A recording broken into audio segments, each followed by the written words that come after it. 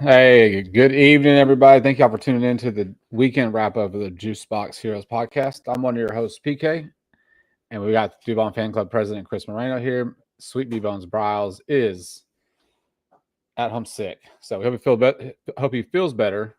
But it'll be me and Chris tonight. So I hope everyone had a great weekend, unlike what we saw up in South Oklahoma. So, Chris, other than that, man, what's going on? Man, just another typical super busy day of or busy weekend of baseball. We did catch a huge break. We had a nice little rainstorm come in last night, so both of our doubleheader games got rained out today. So that was nice to just kind of take back, kind of relax. But now I am pretty much doing what a handful of people are doing right now, and I am scoreboard watching for fantasy football because right now I'm up 154 to 138. He's got Josh Allen going. I've got the Ravens kicker going. So I'm hoping I can hold us out and get a week one win. PK, how was your weekend? Man, it was volleyball all weekend. My youngest had a tournament all day Saturday. Then we turned back around. Saturday was indoor tournament all day. Today was beach tournament.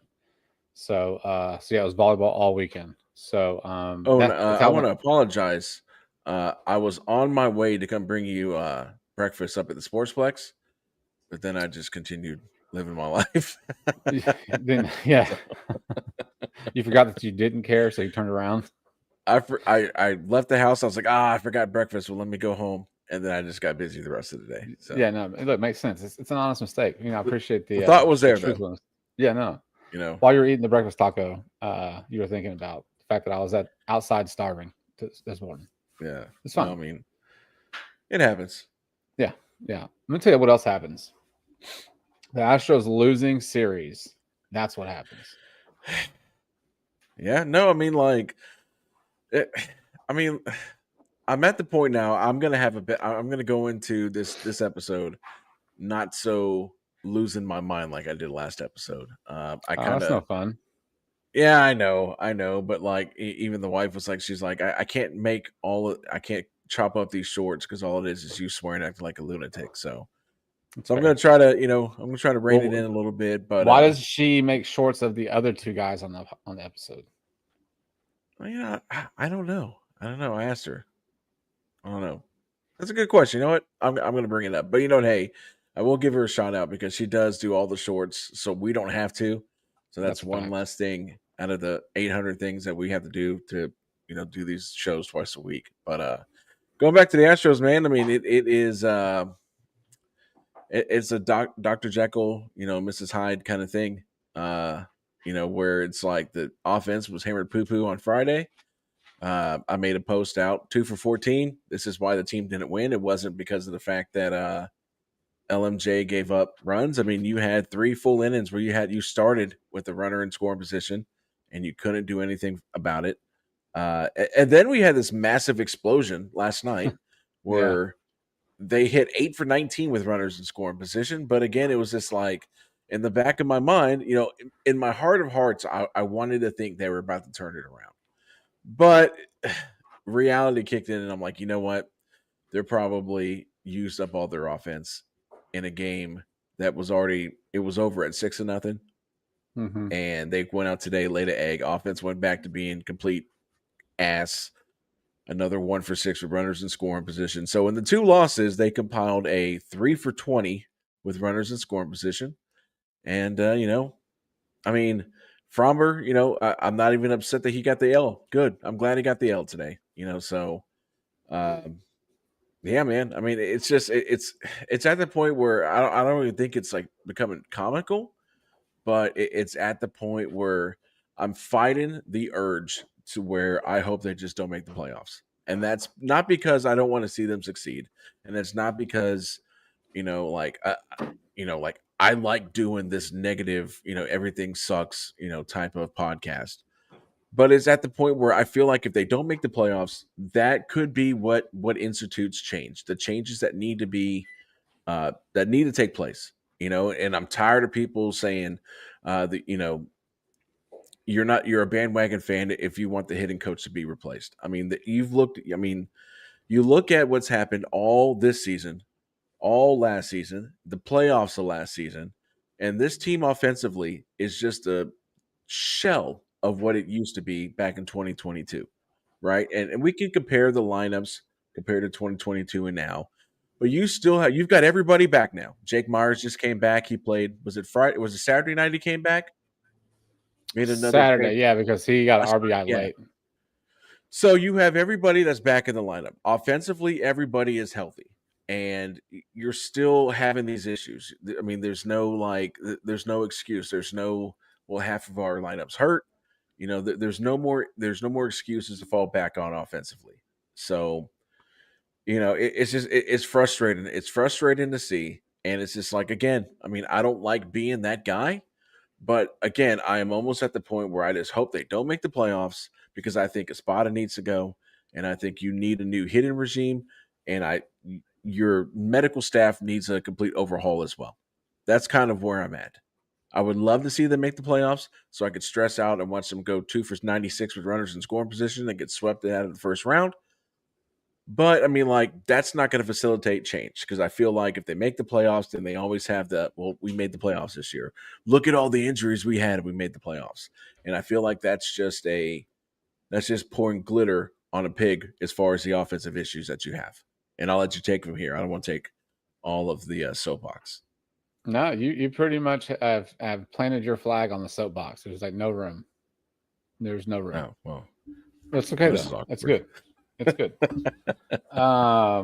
Yeah, no, look, Friday's game was frustrating, just comical, the lack of hitting, lack of anything until Correa late in the game, until he hits that oppo dinger off the foul pole. And then you're like, hell yeah, let's go. Thank God someone in this lineup wants to fucking hit. Yeah, absolutely. Thank God somebody wants to hit the damn ball, right? So, and I agree, man. You had 3 innings of the Manfred run waiting. 3 innings of the Manfred run. And, like, nothing. Don't move the guy over. Just you don't do anything. So, yeah, you don't deserve to win on that game. We see it too often. The runners in scoring position, it's almost like we talk about till we're as blue as the shirt I'm wearing, right? I mean, because it's just the same. This is the same thing. I mean, they cannot put any consecutive hits together, whether it's a stressful situation, like a late inning game or 2 out. I mean, they hit better with 2 outs, honestly, than they do with no outs, 1 out, runners on. It's insane. But you couldn't do anything on Friday. So yeah, look, McCullers came in. He gave up, the game-winning run. That was Friday, right? Yeah, that was Friday night. But like, he's gonna get the blame because there was a lot of hate on X. Yeah, there was. Yeah, a lot of hate, right? And I don't want to say rightfully so, but at the same time, he's the last guy pitching. It's the same like I did when Caleb Ort, when we played Detroit, and he threw a ball into the on deck circle of the first base side, right, to lose the game, right? Like, he's the last pitcher. Yeah. He shouldn't have been. That's not the point. But, like, McCullers is going to get a lot of hate because he hasn't been consistent. We had to move him to the pen. He hasn't been good in the pen, right? So he's going to take that hate. But, like, Colton Gordon did 4 and a third of 3-run baseball. 3-run baseball for him, right? He's been down in Sugar Land. We got called back up because everybody wants to get hurt. I say that tongue in cheek, right? Everyone's getting hurt, right? So Colton Gordon's back up. But then blue ball, 2 2/3, 0 runs, 1 hit. Telling you. Brian King goes an inning, 1 hit.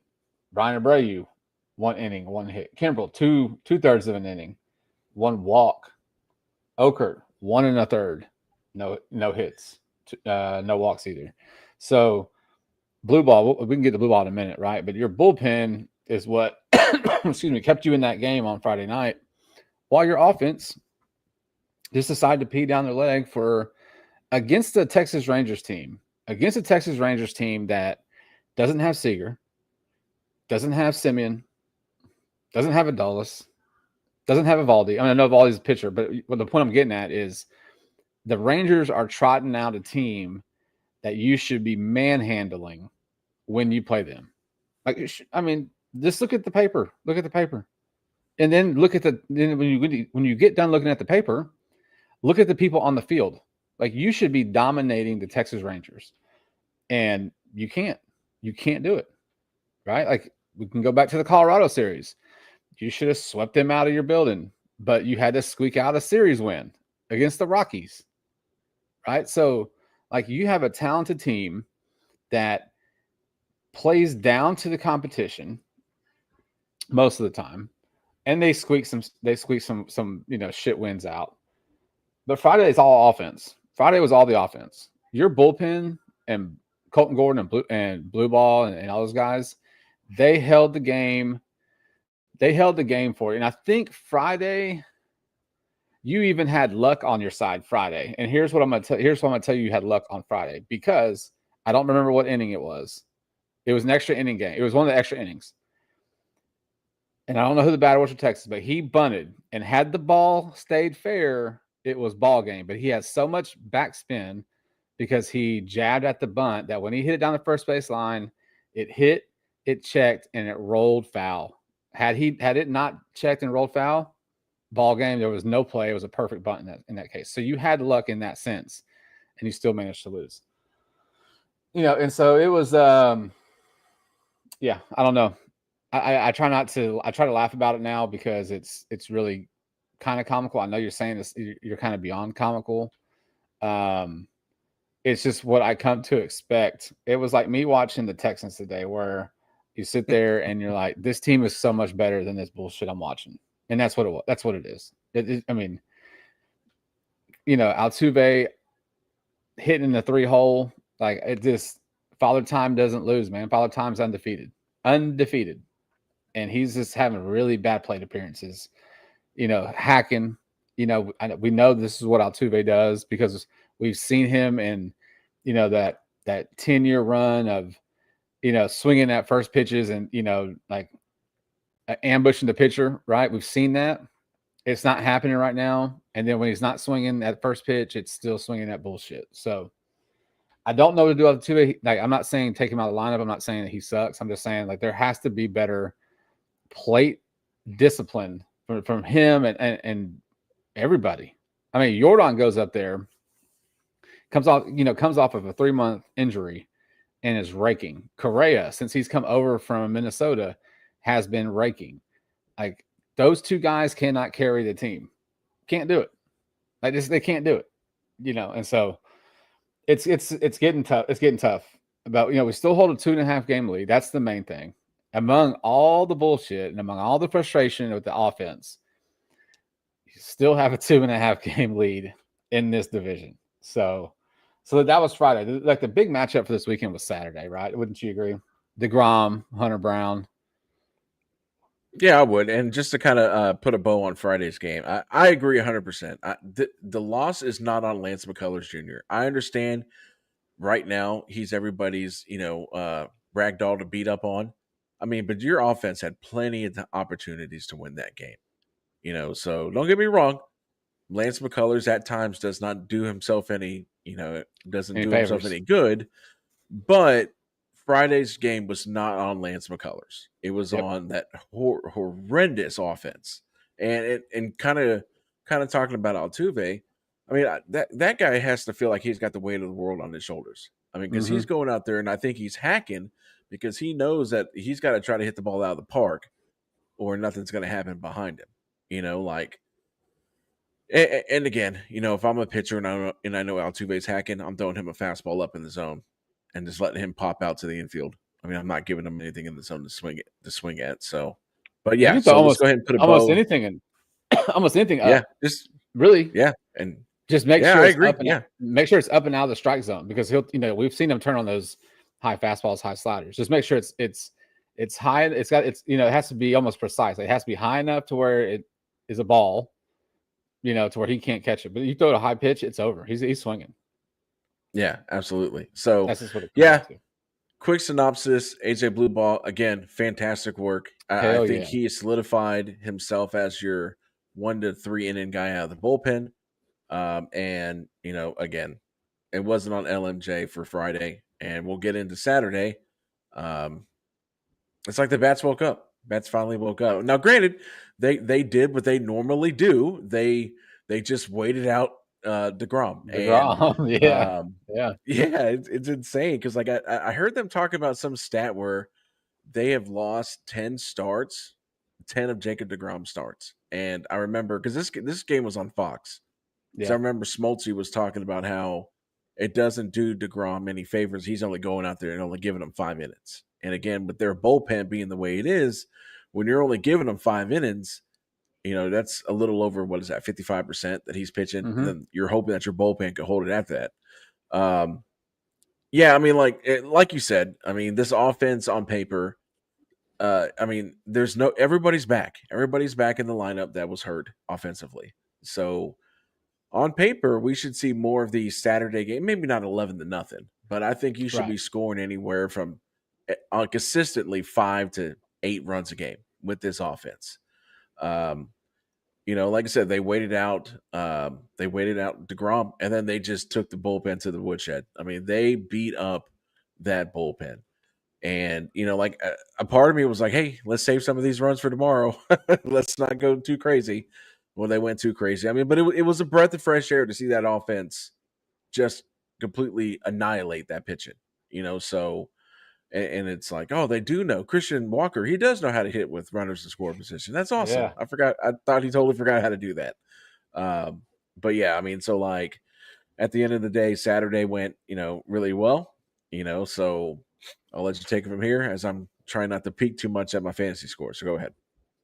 The thing with like DeGrom, I mean, he struck out his first 3 batters of the game. Wasn't even close. Right. Like it was not close. It was Pena Alvarez and Altuve. Or he struck 2 out of 3 at least. I mean he, like you said, he owned them at the beginning. And it set the tone, right? Set the tone for Hunter Brown in that bottom half of the inning. Like, okay, like I gotta come out here and I gotta dominate. I gotta dominate also, right? I mean, the fact that you were going up against DeGrom anyway, you are already ready for a battle, right? Yeah, it's already an uphill battle. Already. But you're right. They waited them out, and then they got to him in the fifth or 6th is when they got to him. And they started beating on a little bit. Before you know it, he's getting chased out of the game. And like you said, Chris, then the rest of the Astros just took care of the of the bullpen. The bullpen gave up, let's see, their bullpen gave up 8 runs. 5 of them were earned, right? So, I mean, you just beat up on the bullpen. The thing about Saturday was I saw something on X where Hunter Brown, after the 5th inning, told a spotter, like, I'm paraphrasing, that I'm not coming out. I'm not coming out. Good. I like that. Because he had a pitch count. Or not, he didn't have a pitch count, but his pitch count was high enough to where it warranted him coming out after the 5th. But he told Espada, I'm not coming out. And Espada, on the quote, went along the lines of, he's earned that right, to be that demonstrative, right, about coming out. And I completely agree. 1,000%. Yeah, absolutely. And I'm glad that Espada let him go back out. I mean, because like I feel like Espada. I feel like Espada's too game plan based on analytics. I feel like that. I mean, I thought that oh man, AJ Hinch did a really good job of balancing analytics and trusting what he sees.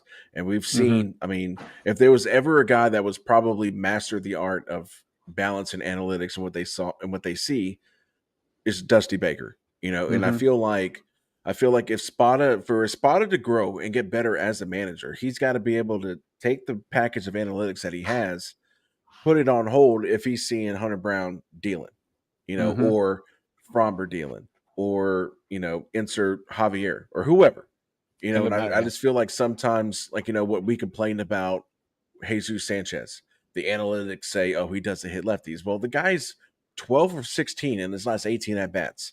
Let him take some swings at some lefties. I mean, you take him out, you completely take him out of the groove that he's in.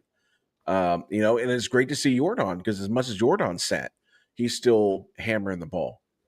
So long story short, I was glad. I agree. I was glad that Espada put the analytics aside, put the pitch count aside, and said, "This guy's a bulldog. You know what, Hunter? Go get your next inning."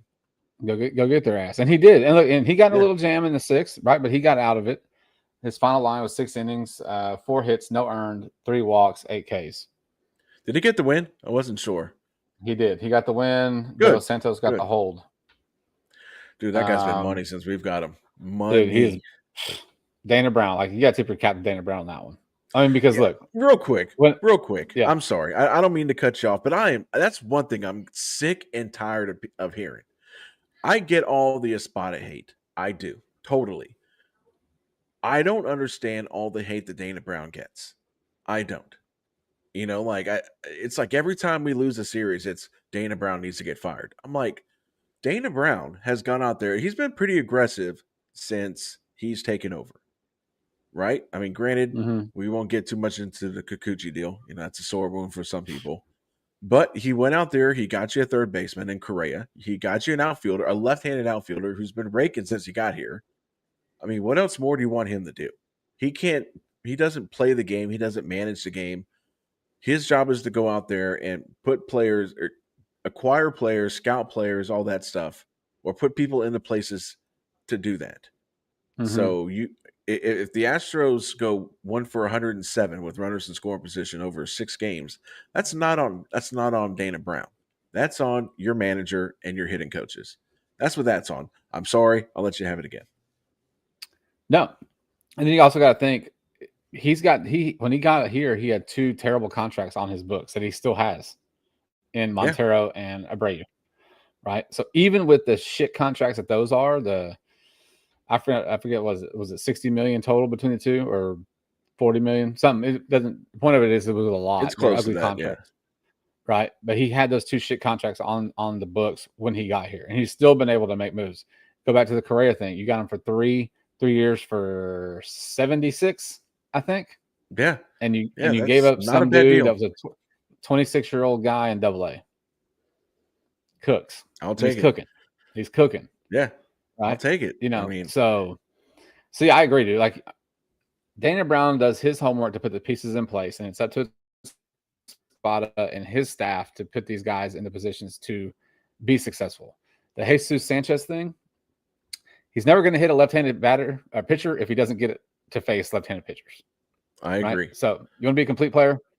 Get in. You know, he needs to get in there, learn how to hit oppo. You know, because they're going to be throwing him off speed down and away. Like, learn how to stay back, and go through the ball and go out to left field. So, but you had De Los Santos has been awesome since he got here. I can say that when we did sign him, I was not like I wasn't super excited. I wasn't super pumped. It was just kind of like, okay, who is this guy, right? Because he really wasn't doing very well.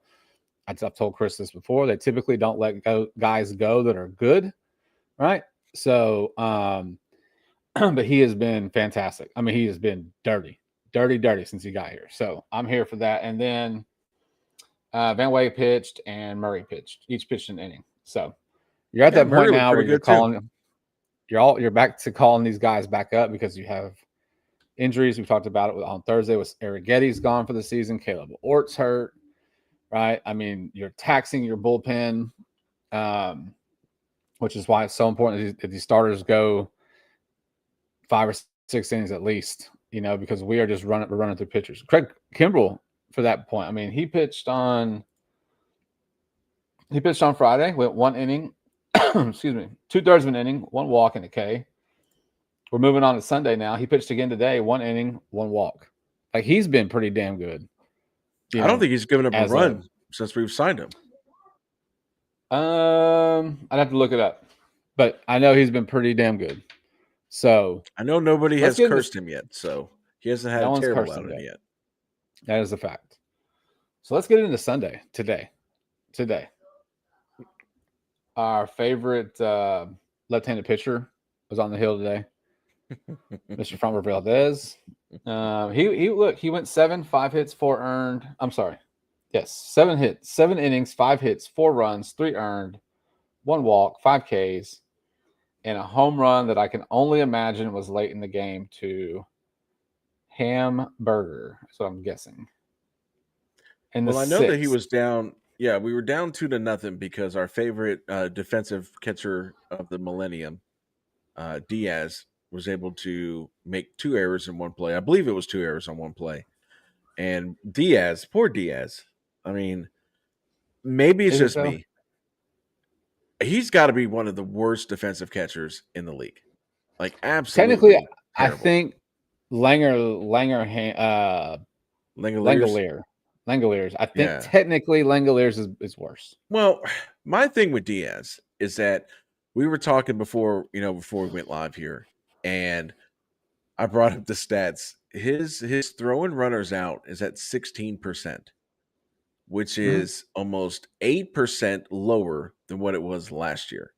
Now, last year we were willing to look past his inability to throw runners out because he was more offensively. He's more of an offensive catcher than he is Yeah. defensively. This year, all of his numbers are down. So his defense, the spotlight on his defense is a lot brighter than it was last year because of the fact that he is having such a down year offensively. Like he came in this season with what? He was a top 5 catcher, I think is what it was. Yeah. Um offensive, just now it's based off of his offensive numbers. And I don't think he's going to finish in the top 15 as far as overall, if you put the whole package together. So, I mean, like, again, I don't want to put the whole game on him, but it's just like, man, when he is making errors, which I think he's only made like 2, but it's really it's really magnified because how much of a lack of offense he's had this year. Now again, I think his average is like 240 something. It's not like he's hitting Jose Abreu numbers last year, but damn, man, if you're not going to do it offensively, then you better do it defensively. And he's not doing it on either side, at least not consistently. So that was going to be my thing. That's why I stopped talking about it when we were talking offline. Was if you're going to suck defensively, you better be good at the plate, or vice versa. You cannot be both. Yeah. You just can't be both. It's just not a thing. And it's just not a thing. Like Did I'm they telling send you, Salazar down? I haven't seen I think they're carrying 3. I haven't seen a Okay. roster yet. I just kind of noticed that Salazar did not catch Fromber today. I I mean, wonder if yeah, that was intentional. maybe he needed a day off. Yeah. So, look, I've been saying this for 2 seasons now. I can't believe that more teams don't run on the Astros. I mean, they still run, but it's not. I'm surprised at how much teams aren't running because our guys can't throw anybody out. It's just a free bag, just a free No, I freaking bag. agree. And I'm really going to date me or date how old I am because if this was the 90s, at least the mid 80s to the 90s, Diaz wouldn't have a job because Oh back yeah, in those early days, for you younger fans, uh, that's all teams did was play small ball and steal. mm-hmm. And his numbers right now, would probably be at like 8 or 9% compared to the 16. Yeah. Like he'd be giving up at least 6 to 7 stolen bases a game if this was 25 years ago. And I understand that's not the baseball we play anymore, Grandpa. I get it. I'm just saying that if teams, I agree. If it blows my mind. Yeah, I it's would be wild. if I had a semi-fast team, we'd be stealing on him almost at least once every other inning, Well, you just and make make him make the him have to play. make a play. Exactly, There make you go. him have to make the play. There you go. So Yeah. Look, today's game, you were getting no hit into the 6 by Patrick Corbin. Like you were getting no hit today. yeah, I mean, and how often has that happened where you've been no hit at least through 4? I bet you it's happened a lot more than you might be able to think off the top of your head, We have and to go that's back the and look. problem.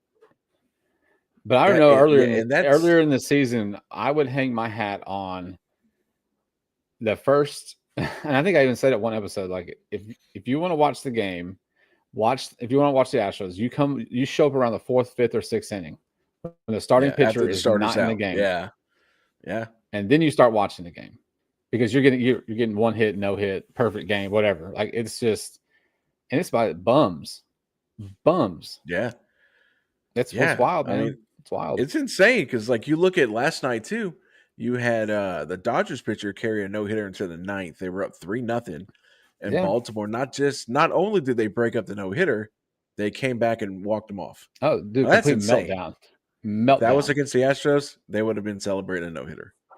Like that's kind of Yeah. So look, 4-2 is the final today. You lose the series. Bryles actually picked. Bryles actually picked the series 1 and 2 for Texas. So do I have to do it? You're gonna give him the hand clap. Well, let's give him a hand clap. Good job, Bryles. Good job, Bryles. Yeah, that's what it should be. That's what it should be. But that was today, right? Astros go 1 for 6, runners in scoring position. Just to cap off the weekend. 4 left on base. Fromber goes 7. We already talked about it. And Kimbrel, he comes and pitches 1 inning and gets a walk. It just you did all. Temper tantrum. I kind of wish he would, just so I'd have more to talk about with him. Yeah, I'm glad he lost today. I mean, that's where I'm at with Fromber. Like, I'm glad. Yeah. Or I would like to see. I'm surprised I haven't seen anything on X about Diaz's double error on one play. Yeah. I'm at the point with Fromber that I hope he gives up 5. He leaves the game. It's 5-0. They're losing, and then they come back and win. And they come back. The guy gets to win. Yeah. And blue ball comes in to relieve him. And there you go. Blue ball gets the win. Blue ball we trust. I like it. Blue ball we trust. Yeah, look, that was the series, man. It was crappy. It was, except for Saturday. Saturday was great, but now you got a day off tomorrow. Toronto is in town. Oh, it's not getting any easier. They are 82 and 61. Still in first place. Still in first by 2. In their last 10, they are 5-5.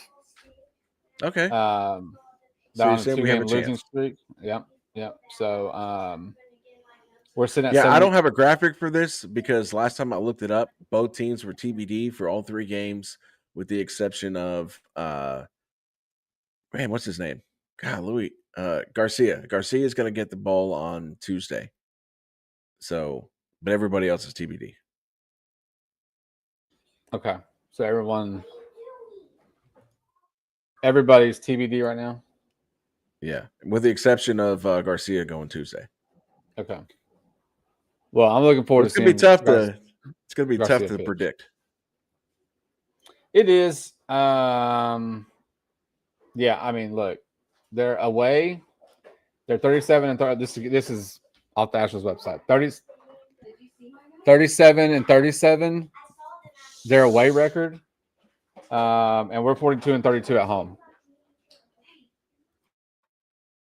Okay, so we're playing. I'm pretty sure we're playing in Toronto, right? We're going on the road, or are we coming home? I have it at home. Okay, cool. I really don't think it's going to change. Now you're gonna make me question myself. I think it's in Toronto, because why would they play just 3 games against Texas and then come back home? I could be wrong though. Maybe it is. Maybe it is. I really you're don't right. think it's at Toronto. Yes. Well, it's good to see I finally got a win on something. Okay, so here at home, they're 45 and 24. There you go. We are 35 and 34 on the road. So all right. So I really don't think it's going to matter as far as my predictions. I think it's like I'm having a battle with myself. The fan wants to say this is when we turn it around, but that's been about 7 series in a row. I'm going to go 1-2. I think they lose this series to Toronto. I just don't have any faith in this offense. If they have one good offensive game, it'll be 1 game, and then it'll go back to barely being able to score 2 to 3 runs. And I hate being negative Nancy over here, but man, I think I heard Browse said that he was going to take a sweep, an Astro sweep, maybe. I'm just joking. That's what I heard. That's what he texted on. I'm just trying to get out of getting from being in last place. I'm going to go 1-2 Toronto. That's what I'm taking.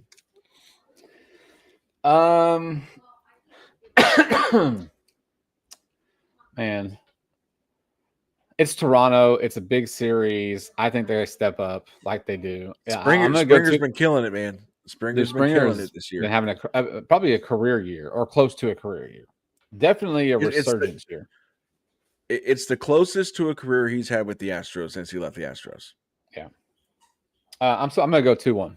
I'm taking 2-1 because I think they're going to step it up against Toronto. Well, I hope you're right. And I don't mind staying in last place if they win, but I know the Astros like to do the opposite of what I predict. So I'm going to go 1-2 Toronto.